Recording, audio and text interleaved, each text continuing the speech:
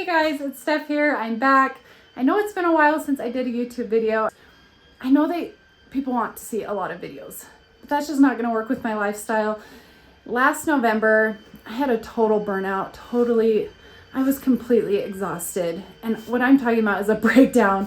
I just couldn't do anything. My body hurt. I couldn't sleep. I was trying to do far too much with my busy lifestyle. I had super unrealistic expectations. So a little backstory if you're new to my channel. We bought a landscape business. I think it was June, but my husband and I started mentoring around January. And so I was trying to help my husband with that, putting a lot of hours in there. I have 5 children. I was trying to navigate all of their activities and making sure I gave them the attention that they needed. I wasn't giving the rest that I needed. I got sick with the influenza B and I was planting 1,000 tulips during that period. And that was it. That's all my body could handle. And so YouTube, I love doing this. I love sharing my flowers, but it's just gonna not be as often as I would like because my kids, first of all, have got to be the #1 priority. Their lives are really busy. I want to help my husband with the landscape business as much as I can. And so I will still be doing plenty in my own yard. I've got a lot of fun plans, a lot of designs that I've worked on all winter long, but I'm gonna have to maybe do it when I can. So just be patient with me. So for those of you who have been invested in my channel, I really appreciate it. And I definitely want to keep you updated and show you all of the beautiful blooms. So anyway, just bear with me. I'm probably going to take big breaks during the winter because that's got to be my recovery time. But today in this video, I just wanted to show you some of the chores and some of the things I can do the end of February, beginning of March.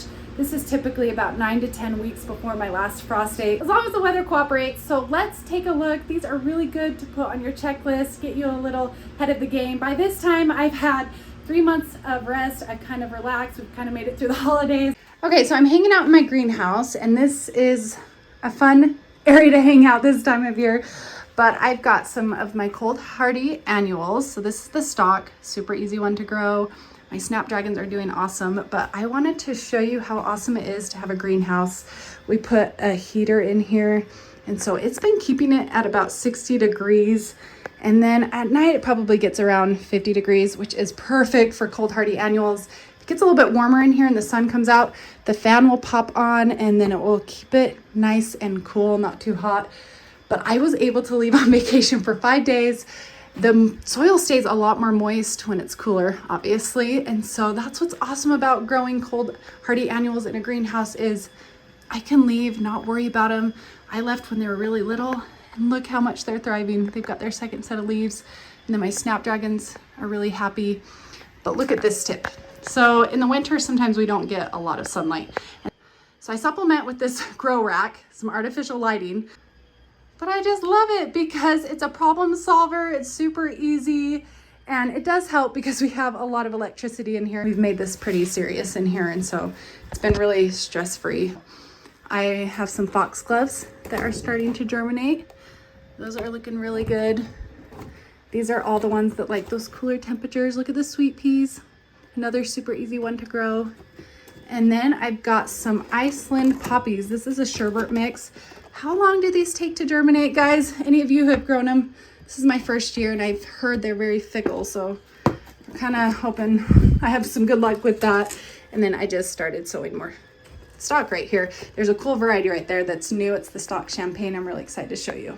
And then I'm really excited because I stored my ranunculus corms throughout the winter and they've been in my garage at about 40 to 45 degrees. I barely moistened them. So I will actually be putting the ranunculus out in the grow box here in a little bit under a low tunnel. So I've got the same cold hardy annuals pretty much that I grew last year. A little bit different this year is I've started some foxglove and some of those sweet peas that I'm gonna create my own little natural obelisk and put them in the garden boxes with some of my other cold hardy annuals. So they're getting a lot of sunlight, but they like the cooler temperature. So I am gonna have a beautiful spring, tulips, hyacinth bulbs, all sorts of spring bulbs. I have pretty much every one that's you can grow, and a lot of them are deer resistant. So my spring bulbs are starting to pop up. The ones I have to spray are my tulips. So that's chore #1. I live in deer country, so I'm gonna start spraying them. The minute they start popping up out of the ground, the deer will eat them. And so I have an all natural spray I use. Check out my video on that. It's just eggs, water, and a little bit of cayenne pepper. I use a backpack sprayer. I take the filter out on the little handle because the cayenne can get stuck on there. It's not necessary. And so it makes it easy to clean out in addition to those other things. But that is task number one. I don't love doing that. I have to be pretty diligent for about a month and a half, especially because there's a lot of moisture. If it rains a lot, I've got to spray them again. And so that's going to keep me busy. So the next task is I have got some compost right here. I put some premium topsoil with it. I think I did 2 parts compost, 1 part topsoil. We lost a lot of the soil in these boxes. And this is really a great way to add nutrients. You can do this a little bit earlier on. So I am going to till in all these leaves. Ideally, I should have done that in fall, but we just ran out of time. And so we'll till all this together. So I've got to add some more of that compost in these boxes.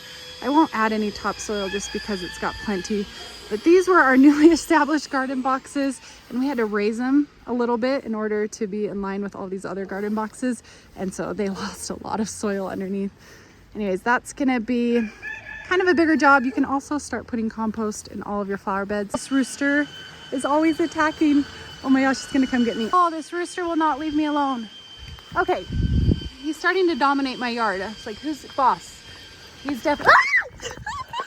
Okay, it doesn't even hurt. I don't even know why it makes me so nervous. Okay, I'm gonna keep my distance for now. But that larkspur would never grow again. It's very invasive. So I've got to start pulling it up. So I'm gonna start weeding my flower beds, especially these ones. They're really easy to pull when they're little. Okay, so I got this section done of weeding. I think I'm gonna call it for the day as far as weeding goes. I think it took me about 2 hours. If it weren't for that larkspur, it would have gone a lot faster. But this is what I had to show you. This weed right here, once they get big, look at the root on that. You're gonna need to use a big shovel. They pull out okay when they're really wet in the spring. But that's why you wanna get them when they're small. That's pretty satisfying. So this area is done. So I'm basically just doing sections. This took me about 2 hours. Then I'll work on this section next. Then all the sections up here, divide them so I don't feel too overwhelmed. I don't burn myself out. There's just really not that many weeds. This year's pretty much the best year so far. I promise the weeds get easier, especially as your plants get bigger and they start to grow in. But I think I did pretty good. Good day's work. And so I would till the larkspur if my little tiller was working, and also if I didn't have any bulbs. The problem is I had a lot of bulbs right there, daffodil bulbs. I've got a lot of new ones I've planted in here. All I'm using is my little shovel. I'm just going around and scraping the surface of them, and they come up pretty easy. This is an easy chore. It's not aesthetically pleasing. It's pretty ugly, but I make sure I put these at the end of my gutters this time of year because the snow will start to melt as it warms up. We've had a lot of rain and it just drips like crazy. So I have some hyacinth bulbs right here, and they'll definitely go to mush if they just sit in that water. So this is really easy to do, but it can damage a lot if you don't think about it. Oh, have I missed this? My cat's just following me around in the yard. The last thing I'm gonna focus on is I'm just gonna move some shrubs that I don't like in their current location. It's a great time to start moving some perennials if you'd like. If your soil is not super wet, that will just be really messy. But my soil's okay. I'm gonna give it a few days, let it dry out a little bit. We're gonna get some sunshine this week. And there is a perennial that is really pretty, but it's too invasive. It's the Centranthus Valeria White that I'm actually just gonna get rid of.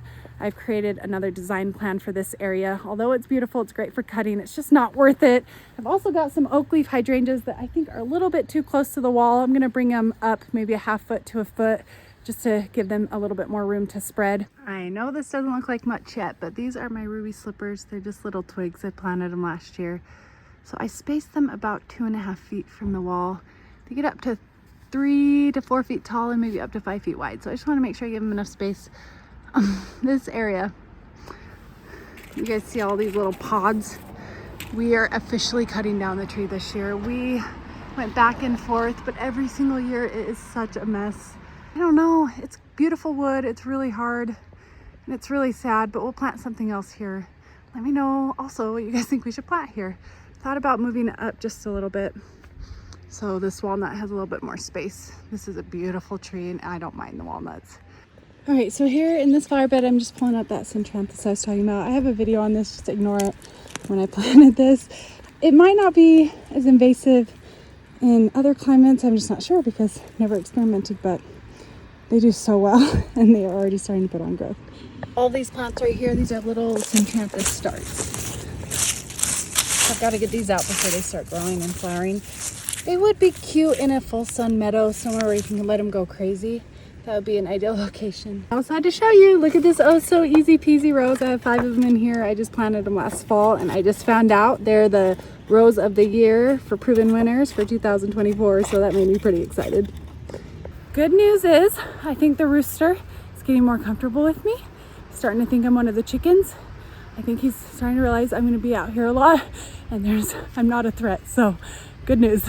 Okay, those are the few things I'm focusing on right now. My number one priority is just to start getting on top of the weeds. They're so easy to pull out right now. And so if I can get on them when they're really easy, I save so much time and effort. So when planting time comes around, mid-May, I actually start doing that probably the end of April. I do not want to weed. I just want to focus on putting beautiful plants in my flower beds. Anyways, I hope you guys like this video. I will definitely keep you updated on all of my beautiful blooms. I'm happy to be back in a more reasonable way and have more realistic expectations of what I can handle and not handle. Anyways, have a great day gardening. I cannot wait to see you in the next one and we'll talk to you later. Bye.